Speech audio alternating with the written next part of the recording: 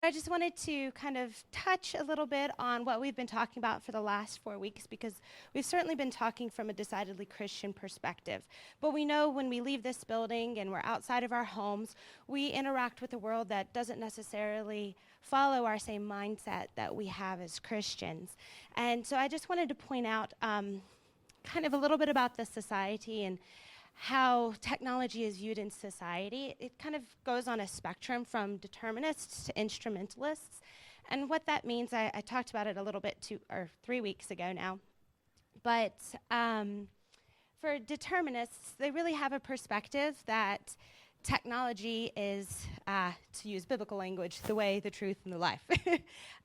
It's going to be our savior. It helps us through medical advancements. It helps us through communication. Technology is a thing that is going to move us forward. But we as Christians know that that is not true, that God is in the designer of everything, and it's his plan and his history, and we're just a small piece of that. And on the other end is the instrumentalists. We've talked about how we make tools and tools make us. But instrumentalists really see technology as just a tool and not really how it's affecting us.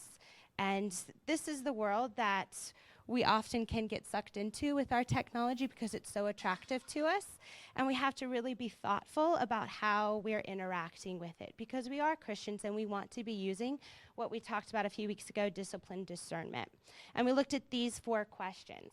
Why were you made? What problem did you solve, and whose problem is it? What new problems do you bring? And what are you doing to my heart? And we're really thinking today about this 3rd question, what new problems do you bring? Louise started to touch on that last week, talking with about our youngest kids and exposure to screen time and what it's doing to our neurobiology. And T. David talked a little bit about that as well. But today, we have Officer Scott Coons and Corporal Jeff Kite here to talk to us a little bit about what this looks like in a society that is not necessarily coming from a Christian perspective, and what they're doing in our community in a practical manner to combat some of the negative problems that come from new technologies. So I'll turn it over to them. Thank you for being here. Thank you. Can you hear me? Okay. So I'm Scott, that's Jeff. We're from the Crime Prevention Unit, so we're the ones that do all the community outreach, all the school teaching. If you have kids that are in Mount Lebanon schools, and they say Officer Scott was here today or Officer Jeff was here today, that's the 2 of us. We don't work patrol. We work pretty much every day doing this. We're in a school pretty much every day. And we met with Louise and Rebecca about a month and a half or so ago, maybe, to kind of talk about what they were looking for. So they kind of gave us a list of things they would like us to cover. Hopefully we can get through everything in here. If you have questions, feel free to ask. I do apologize, I'm not a stand in one place talker, so I'm probably going to screw up the video. But so the first thing is essentially, this is just kind of a list of the classes and the things that we do from our unit. Jeff and I mainly teach from kindergarten through 8th grade.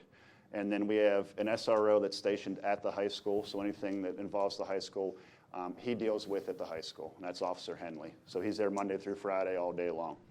But we start, like I said, in kindergarten. We have a robot police car that we use that moves and talks to the kids about some safe walking, stranger things. We get into our internet stuff in 3rd grade through our librarians, through Common Sense Media, it's a curriculum that they use. 4th and 5th grade, a bunch of classes through health on self-esteem, decision-making, things like that. Middle school is where we really start to hit more of the technology. We do Internet Predator, we do a digital footprint class, essentially what you're leaving behind when you're online and how that may affect you later on in life.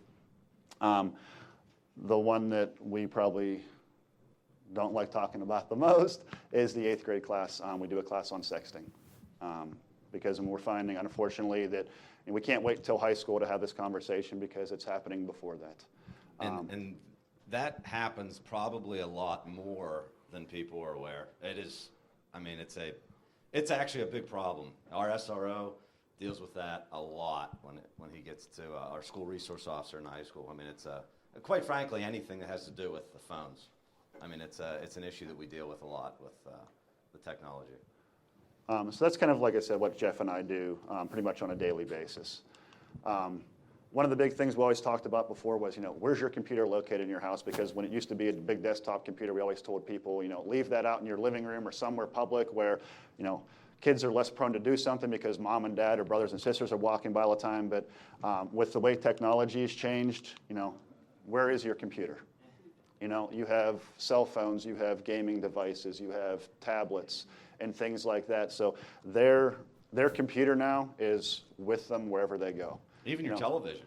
I mean, most televisions can be used, connected to Wi-Fi and used for this. If your child wants to go and hide in their closet on their phone and do something they shouldn't be doing, it's very easy to take your phone and go sit in a closet where mom and dad don't know where you are, versus your old desktop computer where you'd see extension cords running into a closet or something where a kid's trying to hide. So that's something to keep in mind nowadays. Two of the laws that we were asked to cover are the cyber harassment law, essentially cyberbullying, and then the sexting law. Unfortunately, we are very slow to react to changes in technology. Our laws take a long time to finally catch up with what is out there. I mean, if you look at it right now, you look at the whole vaping thing right now. In Pennsylvania, we don't have a law that deals with vaping, because if you read the laws, they all say tobacco. The laws reference tobacco, tobacco, tobacco when it comes to this. Vaping is not tobacco. It's nicotine. So technically, that stuff is not covered underneath that law. So they're in a process right now of changing that to include, they're considered like electronic nicotine delivery systems, I think is what they're calling them now. So that way, now that'll all be encompassing, so the vaping stuff will then fall underneath that law. But as of right now, it doesn't. Our technology is the same way.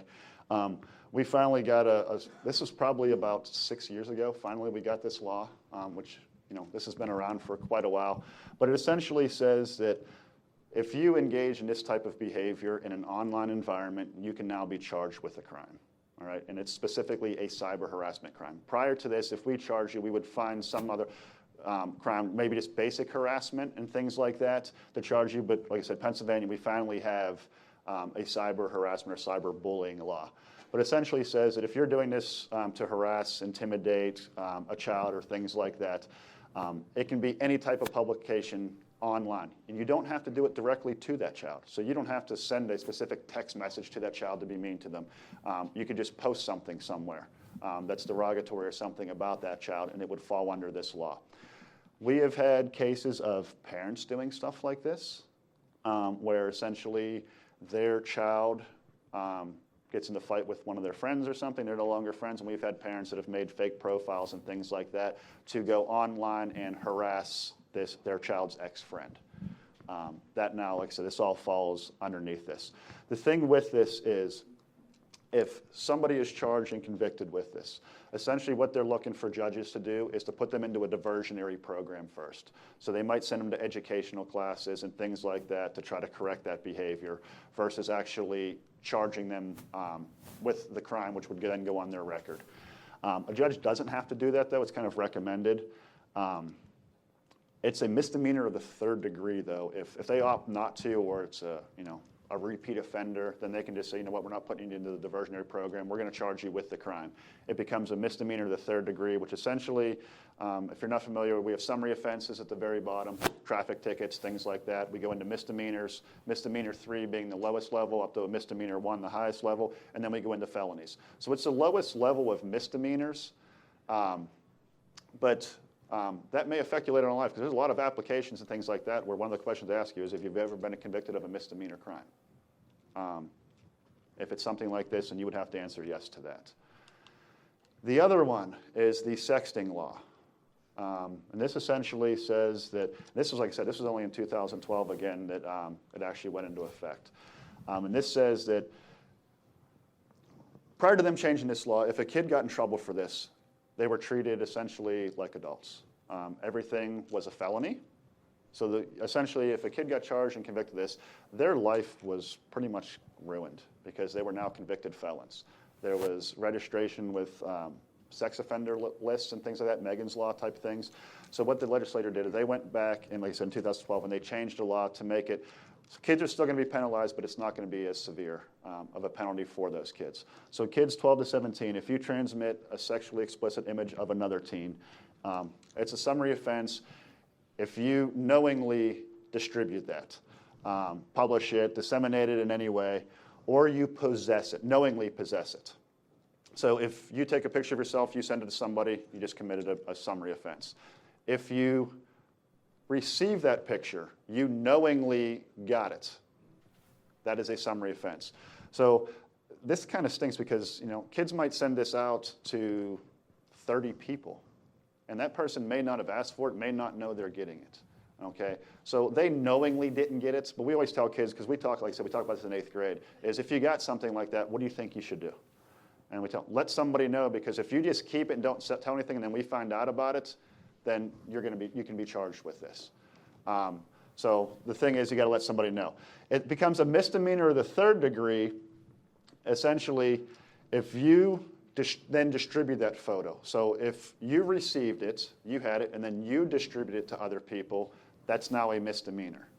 Okay, and like I said, it's a lower level misdemeanor for this.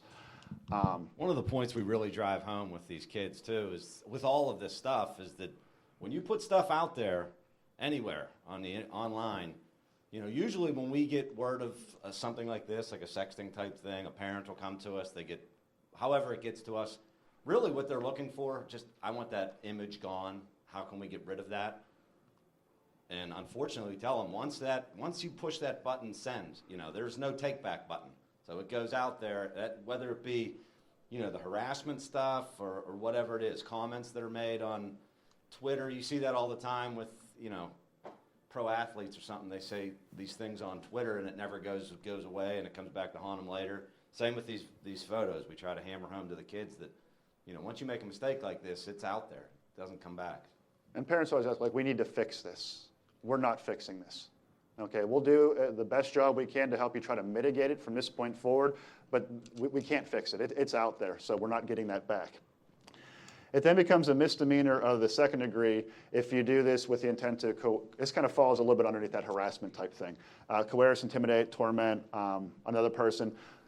Even if somebody gives you permission to do this, does not make it right. You can't not use that as defense to say, well, my boyfriend or my girlfriend said I could take this picture or whatever it is. And this could be something like, somebody takes a picture of somebody in the locker room, then to put it out there to make fun of this person or things like that.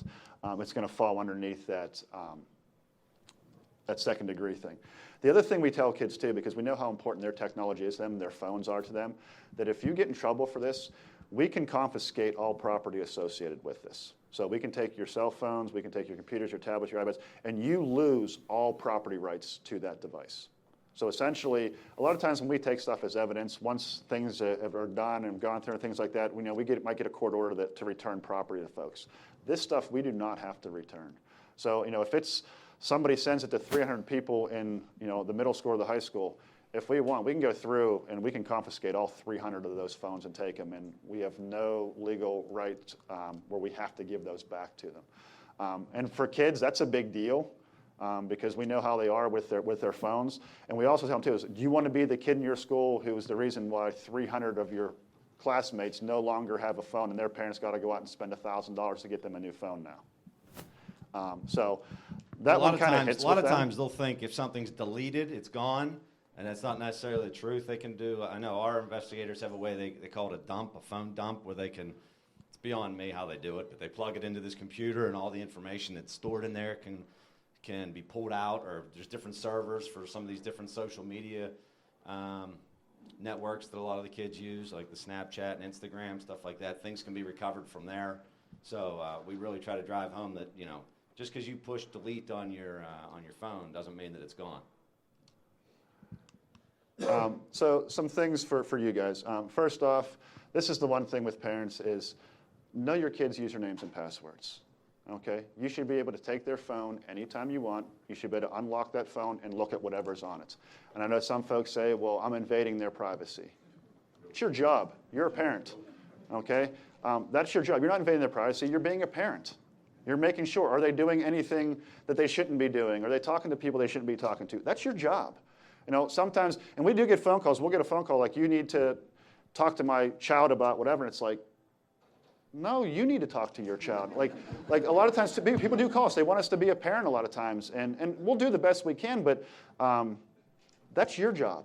So And we tell kids all the time, too, when we do these classes is, and I always ask kids, I said, how many of you bought your own phone? Maybe you saved up birthday money or whatever it was and you bought your own phone. And I'll get a couple kids occasionally. I said, well, whose phone is it then? It's mine. I'm like, no, it's not. You're under 18. It's your parents. You have no property rights, okay? Your bedroom, their bedroom, it's your house. I tell them all the time, if they want to, go through every drawer in your dresser and the back corner of your closet underneath your sweaters where you try to hide stuff or whatever it is, they're allowed. All right? If they want to take your bedroom door off the hinges, they can do it.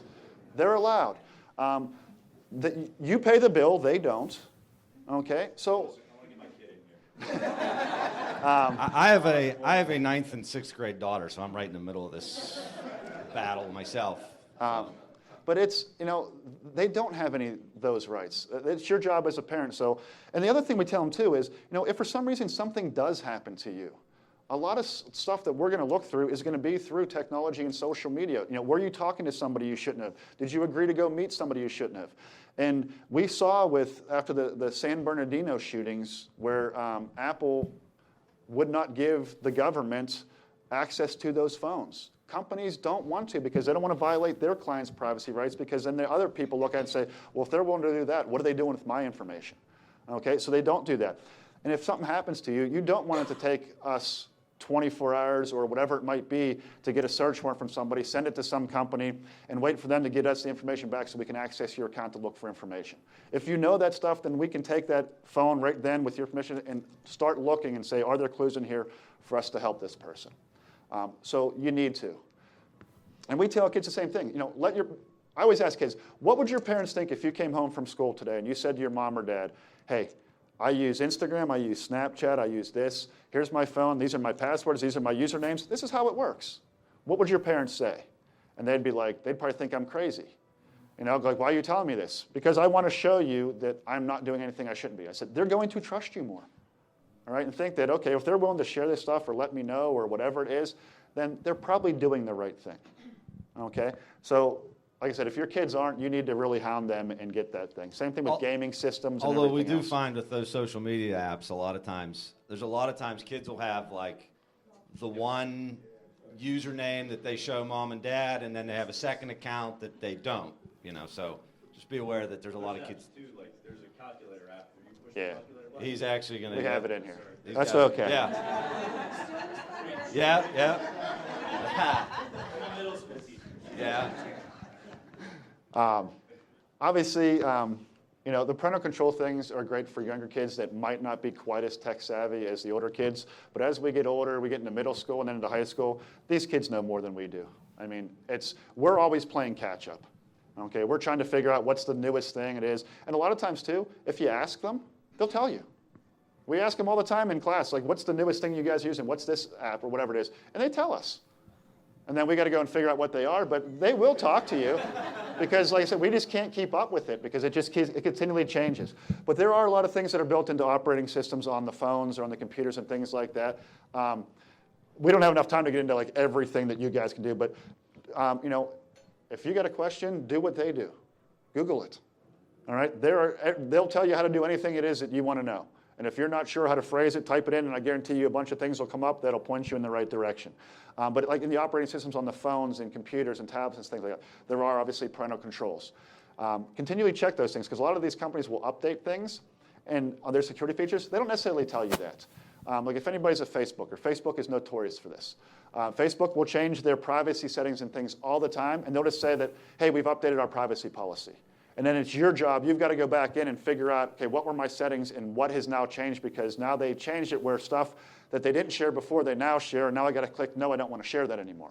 So you've got to continually stay up on those things. And Facebook was actually sued by the federal government for this very thing where they were literally giving out information, people's public or personal information when they said they weren't, and they got sued for like several $1 billion and actually lost that lawsuit. But they probably made more than that in the information they sold. So continually check on things like that. Like I said, phones, like your cable internet provider provide things where you can limit time things. You can shut the Wi-Fi off in your house from them. If kids, they're doing whatever and they're not listening to you, shut the Wi-Fi off, then they can't access it. They might still be able to check your data plan, though, because then your data plan may go through the roof because they're not on your Wi-Fi anymore. But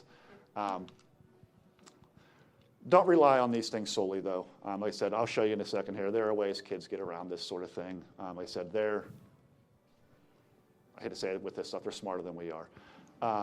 But there are also parental controls that you can put on phones that the kids know it's on there. And there's other ones that they're more like a spy type thing where they have no clue that you're monitoring anything. Again, some people don't like that because then they think that they're spying on things. We've also seen things where people use those and not to check on their kids, but to maybe spy on a spouse or things like that. And a lot of those things you need to be careful because if you have some of the software where it records like phone conversations and things like that, you need to be careful in Pennsylvania because of our wiretap law. We are one of the few states that have two-party consent when it comes to recording. Most states, it's one-party consent, which means essentially if you call somebody and you record it, you're the person giving the consent for it to be recorded, which doesn't make any sense. But Pennsylvania, we are two-party consent. So that's why when you get one of those phone or you call somebody and they say, hey, just so you know, this phone call is being recorded for quality control purposes, and you stay on the line, you've just given that second-party consent. So in Pennsylvania, you need to have two parties. If you don't, you can actually be charged under the wiretap law, which are felonies. So you need to be careful with things like that. And honestly, like as a parent with all that stuff, like I'm aware of what I can do, but I mean, this is all a personal decision, what you guys decide to do, right? Like I kind of struggle with what is too much in my opinion, like let them grow and do whatever, but then it's like the safety thing. I want to know where they're at, what they're doing. So that's something that you guys will have to decide, but it's important to know what you can do when it comes to some of these apps that you can, track them, what they're doing, things like that. So what we don't do is we don't recommend any specific app for doing this sort of thing. As a police department, we kind of can't recommend one company's product over another. Like I can't tell you, well, ADT's security system is better than Guardian's, and then Guardian gets mad because why did the police department say ADT was better? I'm not saying that. So with these, we just kind of give you a list of things to consider and to look for if you're going to look for a parental control app to monitor things of different features and things that you can say, okay, this is important to me, this one's not so important, and then look at those things when you look at apps and say, okay, these are the things that I kind of want my app to do. So some of the things that they'll do is they'll log phone calls, they'll log text messages, text content where you can actually see what the text messages were saying. You can block calls to certain people and numbers and things like that. If there's somebody you don't want them communicating with, same thing with text messaging. Geofencing. Essentially, you create a cyber fence for your child that if they go out of that area, it'll let you know that they've gone beyond the boundaries where you've allowed them to go. Some apps do it more. It's just you kind of pick a point and it gives you like a radius from that point. There are others that will actually allow you to draw a specific like border of what you want it to be. And it'll alert you that, like I said, if they've gone outside of that area and things like that. Location tracking, kind of the same thing. Driver monitoring, where you can monitor how fast your kids are driving if they're at that age and different things like that. There's a panic button or thing where if they would hit that, it would alert you that they're in some kind of trouble, and then you could use that location part to say, okay, they're in this area, something bad just happened. Location history, where they've been. Web monitoring, where they're going. Filtering, what they can see, things of that nature. Obviously, you can set time limits where they're only allowed on during these times or for this amount of time. A scheduling app where you can kind of keep track of that sort of thing. Manage their apps, what apps they're allowed to go on and things like that. You can block apps that they're allowed to download and access and track things that they might be bookmarking on the internet. So if there's a certain site or something you don't want them to go on their books, you can see things like that they're kind of saving and things. Those are all on the list we handed out there. So if there are things, like I said, if you decide this is something you're looking at, just things to consider on and which ones are important to you. And I apologize if I'm going too fast, but I want to make sure, like I said, I get through everything. But remember, they are smarter than we are. So things they can do to try to get around these things. They can actually do a factory reset like on their phone, where essentially they can do a backup where it'll back up their apps and things like that from their phone, then they can go in and do a factory reset, and then they can actually re-download the stuff that they had on their phone, their picture, things like that. But it reset to the factory settings, so your parental control app is not part of the factory settings, so boom, they're around it. A VPN software, so a virtual private network, essentially, a lot of them are used to mask computers' locations and things like that, but there are free ones available on the internet. If you Google like free VPN services, and then they can use that, and then they essentially get around because it's using essentially different servers. Proxy servers, same type of thing. There are free proxy servers out there. Again, if you just Google, or go in your app store or whatever on your phone and Google free proxy servers, they can use that, which essentially it bypasses the filters on your internet settings by diverting traffic to a different server. YouTube's great for fixing a faucet and stuff, but it also gives a lot of information on how to do things like this as well. Yeah, so there's, like I said, there's actually a way that, and this is beyond me, I'm not a computer guy, but other than when something happens, I turn it off and I turn it back on and hopefully it fixes it. But if you pull the command prompt up on your computer, and there's actually, and it gives you the steps to do this. It'll tell you like exactly what to type into the command prompt, which essentially allows you to get in as the administrator on that account. So being the administrator, you can then add and delete different things. So you can actually go in and just disable the parental controls because you've now gone in underneath the administrator account. Like I said, there's step-by-step directions online on how to do all this stuff. It's just instead of even saving things on computers, so that way you don't see the files or whatever else it be, is using a thumb drive or an external hard drive and things like that to save the material that they don't want you to see that's on their computer, stuff like that. There's even some of the phones, I don't remember which one now, you can actually get a little adapter where you can actually plug a thumb drive in. So if you want to put your pictures or something onto the thumb drive from your phone, you can do that. And then this is what the gentleman here was mentioning, these Vault apps. There's all kind of things out there. Just some of the ones that, like this one's called It's called Lock Photos Secret Vault essentially for iPhones. But it's labeled on the phone as like My Disk or something like that. So it's an innocuous icon or whatever. It doesn't look like it's anything bad or anything like that. But when you click on it, there's a password. A lot of these things will actually take a picture of the person trying to unlock that thing, so then they can go back and look and say, oh, mom was on there at whatever, trying to unlock whatever it was. It'll actually take a picture and store it for that person. This app lock, if you click on it, it'll give you like an error message, like it's messed up or something like that if somebody does it incorrectly. Best secret folder, it actually, they said it looks like a travel app. So the icon looks like a travel app, but it's actually a vault for storing photos, videos, messages, and conversation, things that they're having that they don't want you guys to see. This gallery lock, it actually has a stealth mode that actually hides the app so you don't even see the app on the phone.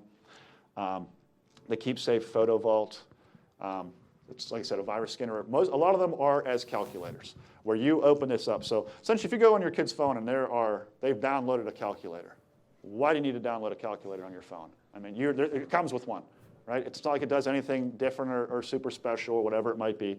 But it functions like a normal calculator. So you do whatever it is, but then there's a secret sequence of events, codes that you type into that calculator, and then it unlocks that vault where all this hidden stuff is there. So if you see your kid's phone, like I said, there's another calculator app that's been downloaded. You might want to look a little closer at that. Yes, ma'am. If your child does something that makes it so that their phone is confiscated by the police, will the police be able to get into these different apps? Yeah, because that stuff is going to be on the phone. So like what Jeff said earlier, our detectives literally, there's computer stuff back in there. They'll literally take that phone, they'll plug it in, they do whatever they do through this program, and it dumps everything off of that phone. So they'll be able to, and then they go through, and then they've got to look at everything that was pulled and find out what, but it'll dump everything that's on that phone. Those guys are really good at what they do. I'm not one of those guys. And unfortunately, they do that quite a bit. Regularly. Yeah, I mean, there's a lot of it, just the way technology is. I mean, even outside of kids, I mean, a lot of crime that's committed is somehow tied in with phones and technology, and whether it be drugs or something else. I mean, it's a lot of stuff comes off of the phones, and they do that a lot. People always forget. They'll delete something from their phone, but they forget that if they send something to somebody else, the other person has it. We get calls all the time, like that harassment thing, like, well, look what this person was saying to me. And then, so we go and we talk to that person, like, yeah, that doesn't look good. And then, but they don't show us the other side of the conversation. So then we go and we talk to the other person, and like, yeah, well, look what they were saying to me. It's like, guys, you forget that this was a back and forth thing, so you both have aspects of this. So then we'll tell parents, so that's fine, your kid was being harassed, but your child was also harassing this other kid, so we can handle it like kind of one of two ways. We can have this chat, or we can charge both. And then a lot of times parents are like, well, I don't want that to happen, and then, so a lot of times, a lot of things are done through our juvenile detective, where he does a lot of counsel and release type of things, where kids are brought in, he meets with them, goes through a bunch of different things, almost like that diversionary type program. We try not to arrest kids if we don't have to. We'd rather them learn from their mistake and then let's move on from this and be better people. But if it continues to do whatever, then we've always got to take a different course of action because that wasn't working. Track phones, so these prepaid cell phones. Essentially, we can't track them back to people. Even if you do a search for those phone numbers and stuff, a lot of them will come back to, it might come back as a Verizon phone number, and it's not a Verizon phone number, or an AT&T or Sprint or whatever it is. I think Cricket is one of the ones that comes back as Cricket, and there was one other one. But a lot of them come back because they'll just essentially buy that number, that service through one of those major providers, but we can't track down who actually owns that phone. So they can do things, they call them burner phones. We see a lot of people, criminal activity, drug dealing and different things like that that'll use this type of phones because we can't. They'll buy it, they'll use it up, and then they'll just chuck it and then go get another one because we can't track them.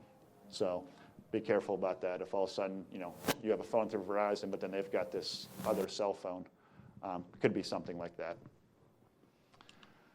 So this is a WikiHow page, and essentially all those things that I went through before, they're all on here. So they tell you how to do all this stuff. So literally, how do I defeat parental controls? And boom, you get this page, and it'll tell you the reset on your mobile using your VPN, using a proxy site. The other things, they literally step by step, and this is exactly what you do. Here's the command prompt for getting around the administrator thing on your computer, whatever it might be. So it's out there. YouTube videos, again, like Jeff said, you can fix your faucet with a YouTube video, or you can get around your parents' parental controls with a YouTube video. They'll go through and show you how to do it.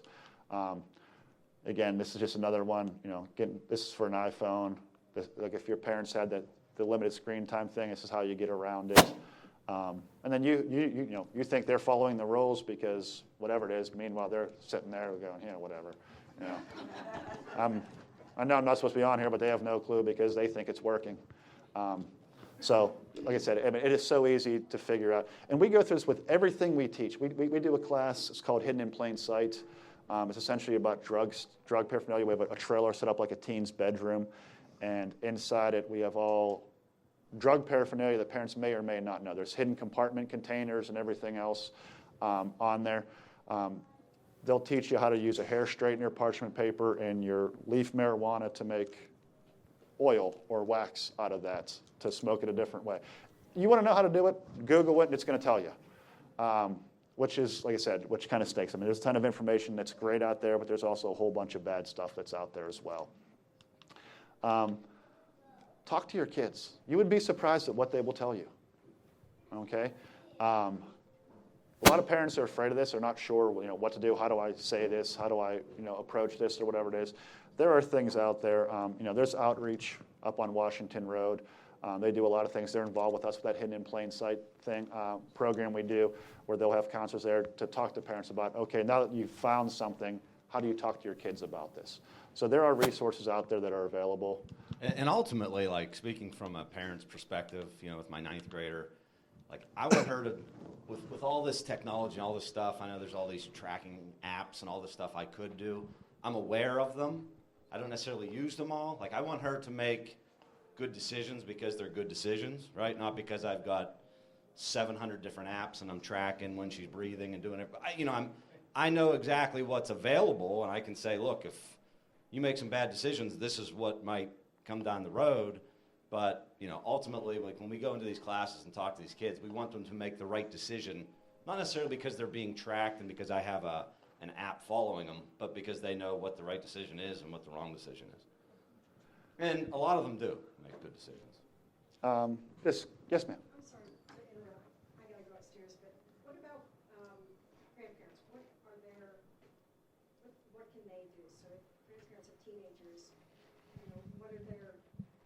rights, when you were saying parents, they can look at anything. I would say go through mom or dad on that, because you don't have the legal guardian rights or anything like that. Unless you are the legal guardian, then obviously that changes things. But I would go through mom and dad, and if they say, yeah, here you go, type of thing, then.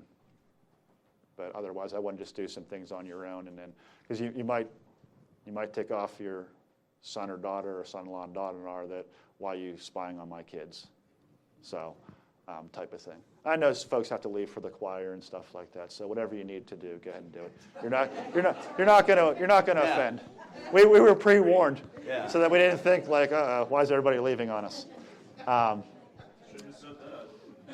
Everybody's in the choir, right? Boy, it's a big choir. You know what? We're in the choir too, so we got to go. But talk about credibility. No, just because they see something somewhere or hear something doesn't mean it's true. Things like that. You know, it's the old commercial where, it's on the internet, so it must be true, right? So, have those conversations with your kid. Use, maybe things in the news and things that are currently going on to talk about these topics with your kids. Again, obviously, that talk of once it's out there, whether it's a picture, it's a comment, whatever it is, that you're not getting that back. And I always tell them, ask yourself, is this something I would want my grandparents to see? That I said, or a picture of me? Would I want them to notice? Would I want my teachers? Would I be okay if I walked out of school today and there's a giant billboard across the street and everything I've been doing online is up on that billboard? Would I be okay if everybody saw this stuff? And if the answer is yes, then you're probably doing the right thing. But if it's no, you might want to think about what you're doing when you're online. And we talk about keyboard courage. Essentially, kids have the courage to do things sitting behind that screen or that keyboard that they wouldn't have the courage to do in person. And if you wouldn't do it in person, don't do it online. But there's a disconnect because I'm sitting in my bedroom on my phone. I'm not face-to-face, saying something mean about him face-to-face because he might do something back to me if that were the case. All right? But if I'm sitting at home in my bedroom and doing that, am I even thinking about anything like that? No. So there's a huge disconnect. We start talking about stuff like this in like 4th grade with kids before they even dealing with phones, just about decision making and thinking and trying to get them to step back and not do things so spontaneously. It's so easy to just do something online, hit send, and a couple minutes later say, maybe that wasn't a good idea, right? But it's gone now, so. Obviously, have reasonable expectations. They're kids. They're going to make mistakes. They're going to mess up. So, be reasonable. I mean, otherwise, put your kid in a bubble or lock them in their bedroom and don't let them out till they're 30. Because that's the only way that you may stop them from them doing something stupid. They will listen to you guys. Whether we want to believe it or not, they do. They will talk to you. They will listen to you, things of that nature. And if you do find something, have a plan for it. Think about it now. We talk about this again, like 5th grade, we do a ways to say no class. Like have a plan now that if you find yourself in a situation, like for them, that somebody's trying to get you to do something you don't want to do, have a plan now so when you get in that situation, you're not trying to come up with something right then. You've already thought about it. Same thing with you guys. Like I said, there are resources available. Anything you guys want to know about this stuff, like I said, do what they do. Just Google it. You will find the information out there.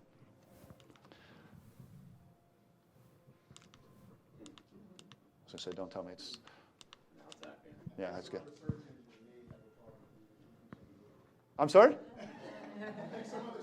They might. You're right. So search the internet. There you go. Google, Bing, Safari, Internet Explorer. Is there anything else I'm missing? Firefox. Any of those you can use. Obviously, start young. They're using technology younger and younger and younger. It's just amazing. Like you'll go out and even being in a restaurant and you'll have like a 3-year-old that's got mom or dad's phone that's pulling up their own Barney videos to watch and things like that. Like I said, they're getting it a lot quicker than we are. So start young, have those conversations young so they know what those expectations are moving on. Like I talked about earlier, movies, television, news, whatever it might be to have these discussions. If you see somebody that did something on the news and now they're in trouble for it, use those as teaching moments. All right, so hopefully they don't end up in that same situation. You don't have all the answers. Be honest about it. If they ask you something and you're not sure, tell them you don't know. Okay. But it happens to us all the time. Like everybody, like even at the beginning, like I think we were called the experts again. I don't like when people say that because I don't consider myself an expert. I try to know as much as I can about something, but by no means do we consider ourselves experts. Your kids know that you guys aren't perfect. You're not experts. So if you don't know something, be honest with them. All right? That builds trust with them. Don't pretend like you know everything, and then all of a sudden they figure something out, and it's like, my parents have no clue. Okay? Communicate what your values and expectations and things are. Especially kind of in the environment we're talking about now, it's basically what you guys do, those Christian values and things like that of what's appropriate, what's not appropriate. And it's extremely easy for them to find things they shouldn't find. Even with filters, I mean, you can type in certain things that you think would not be bad, and then there was the old one, it was like the White House or whatever it was, that if you type that in, it took you to an inappropriate adult site. Because somebody thought that, hey, if a kid does this, or somebody does a search for this, then we're going to, So, and it might be a mistake where all of a sudden they were looking for one thing and something else came up, and it's like, oh my gosh, what did I just come upon? Type of thing. So be careful with stuff like that. Obviously, limiting their times online. This is just, get them outside and active and whatever else, and, instead of sitting behind their Xbox or PlayStation And honestly, these kids are connected. Again, back to my own personal experience, it's like they walk out of school. When I was a kid, I walked out of school. I'd see my friends. I'd talk to them later on the phone, maybe go out and play with them. They are connected like constantly. It's like through their phone, group chats, whatever they're doing. I don't necessarily like it. Maybe it's just how things have changed. It's just a fact. But I mean, it's just a constant. It's almost like they're never not connected with all their friends. They don't know how to. If you have a girl that, whenever she gets in high school, it's like a drama machine. They all say they don't like drama, and it's just nonstop drama with all the kids. Oh my gosh. And they don't know how to have a conversation like in person. I don't have kids. I have my nephew. I have two nephews. They're sixth and an eighth grader. And my eighth grade nephew, he's not into the social media things, which is I'm glad about. He could care less about that. But it's funny. Like he plays baseball, and one of his friends from school was on the same team, and we'll literally drive to a baseball game, and they sit in the back of the car, and they sit there in silence the entire time.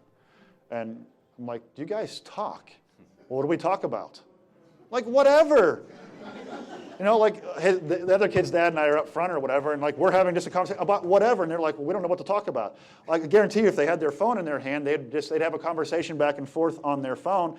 But I was young, I'm like, put your phone down and like talk. But then they just sit there in silence because they don't know what to do. Yeah. I don't know what to do, but Takes practice. it does. So I think I'm about 2 minutes ahead of time. I apologize if I went too quick on things or whatever, but does anybody have any questions or anything? We were that good. We are experts, apparently. Yeah, right? Yes, sir. Yeah, so tips on play dates. Let's say that our son doesn't have a smartphone. His friend comes over and does have a smartphone. As parents, normally I take the phone away from the kid, put it away. I mean, that's allowed, right? Do you have any tips about how to handle situations like that? I'd maybe have that conversation with the other parents and say, hey, just so you know, like if they're over here or whatever, like our child does not have a phone or whatever, so we don't do that. So if they're coming over or whatever, maybe even ask them to leave it at home so there isn't even that temptation. And that's another thing you need to consider too is you might not allow your child to do something in your house. You have no clue what they're doing when they go to somebody else's house. There might be a game on PlayStation or Xbox or something you don't allow your child to play, but when they're at a friend's house, they're playing it. Or they're out in the park or whatever it might be and somebody has a phone and they're on there doing things. So you need to keep that in mind as well, that things that you can only do as much as you can do, but they are going to be exposed to things that you don't want them exposed to. It's part of life, I guess, to say, where they're, like I said, they're at somebody else's house. But I would try to maybe communicate those things to the other folks, like saying, hey, I don't know what your child, but my child is not allowed. And hopefully those parents respect whatever your wishes are and follow those things too. But again, we can't control what everybody does. A lot of times younger kids, you'll have parents, again, this is a personal choice, maybe for a safety reason, they want to be able to get a hold of their kid or whatever, or track them on one of the apps, exactly where they're at. So that might be the reasoning behind it. But, if they're there, maybe he doesn't have the phone. It's just, you can take it so that they don't have it down in the basement or wherever they're playing, you know, so nothing's going on there. Yes, sir. Could you comment on ransomware? Not really. If it infects your computer, what do you do without paying a ransom? Shut it off, turn it back on? What is that, Bill? I don't know. Essentially, where people try to, they'll say they've commandeered files or different things on your computer. If you want them back, you've got to pay them a fee or whatever else. A lot of times that comes out of like a phone call where someone gives remote access to their computer. They say, hey, I need remote access to your computer to fix it. Yes. And then people will give that remote access, and then they say, now, if you want it back, right, that's a fraud or scam that we deal with. If you get any of those things, please don't give them information. It's mostly, I keep getting those calls. Yeah. It's mostly fake. They're all fake. always I don't fake. want to say mostly. They're all fake. And they're almost untrackable as far as from a police perspective. Yeah. You know, My sister just got one that she was getting a rebate on her gas and electric bills from her utility company. And she's like, you think it's real? I'm like, no. I said, for one, do you have the same gas and electric company? They're two different companies, so I doubt one company is giving you a refund on both of them. Yeah. So no, it's not real. The IRS, they're not calling you and telling. I got the IRS one the other day, so I waited for them to actually get on the phone so I could actually talk to the guy because he told me local law enforcement was going to come and arrest me. So I waited to get on the phone and I said, guess what? And he's like, excuse me? And I said, guess what? And he's like, huh? I said, I am local law enforcement. It was just click. So they're all scams. Don't give. Yes, yeah, you didn't win the Nigerian lottery. Your grandkids are not stuck in a Costa Rican jail and need you. They're all And the funny thing scams. is, I mean, all We of have these. people that we've have had given pe- we've had thousands and people- thousands of dollars yeah, to people. 30,000. I think there was one, might have been close to $100,000. It's- I mean, some of these frauds can. Get And I hate to pretty say it, it's typically the wide-reaching. elderly. You guys are a much more trusting generation than we are. Like I look at my mom, and my mom wants to stop and help every person she sees walking down the street, give them a ride somewhere. And I'm like, Mom, you can't do this. You had your hand up. I know a lot of people in the room are mandatory reporters, and I guess it's kind of, I'm realizing, like, as my daughter's in 4th grade and will not have a phone for a very long time, but that's my choice. Right. How does this, and maybe you can speak to this, if your daughter gets an inappropriate image on her phone and you find out about it, how does that relate to mandatory reporting? Like, are you, as a mandatory reporter, required to send that into Childline? I don't know if it'd be a child line. That's what I'm wondering. Like, what's our? I would say if you got something like that, call us. Yeah. Call us. Okay, especially because, and we tell the middle school kids all the time too, like they'll say, well, I didn't ask for this picture, so I just deleted it. Or, call us and tell us so when we do, once it does, because it's coming out, at some point it will be out, and then we are going to be investigating. So when we come back to you and then we say to you, like, well, what happened to the picture? Or why didn't ask for it? Well, why do you still have it on your phone? So if you do get something like that, call us, and then if you did something wrong, are you calling the police right away? Probably not, all right? You're looking to do the right thing. So call us and then let us go from there. And a lot of that stuff falls on our juvenile detective. He handles all of our child line type stuff. Even when there is a and things child like line, it kind of goes. It goes full circle. It comes back to our. And we get it juvenile anyway. detective, So He gets it, and then he's got to do it's some kind of sort of like reported to investigation. him and a child line, and they both come back to him. So yeah, I would say call us. Yes. Just a comment, my kids were, we had them in Cub Scouts and scouting, and they said to me, well, I actually came upon it, because I was one of the parents who would take stuff to events and stuff, and I was wondering where the kids were that were supposed to help unload. They would be intense, sharing stuff over their phones, and the adults weren't even aware of it. So if I could say one thing, outside of the school situation, if you could get the adults in scouting to pay more attention to what these kids are doing, whether intense or they go off somewhere. They're using scouting as a major conduit for passing porn and all this stuff. And my kids said that's where they saw the most. I mean, it's everywhere. It's the kids hanging out on Washington Road after school, whatever it is, and those kids that don't have access to it, they're getting access to it through other people. You can do your best to not give your child a phone until it's, you choose, but I guarantee you at some point they'll be exposed to something even though they don't have And the it. truth is, it's constantly changing. I mean, I started as a police officer in Mount Lebanon 20 years ago. And I mean, I was like one of the only ones that had a cell phone, and it barely fit in my pocket. I had to keep it because it looked like it was this big, right? And there was no texting or anything with it. So you think of how far we've come just in 20 years to where now everyone has like a personal computer in their pocket that can access anything at any time, anywhere. And, you know, where's it going to be 10 years from now? Who knows? But it's hard to keep up with, quite frankly. Go ahead. How do you balance the messaging you gave earlier about, we'll take your phone away potentially with, that's their number one fear. So if they get an image that's explicit, are they going to want to come forward if there's a threat that you're going to take your phone away? How do you manage that message?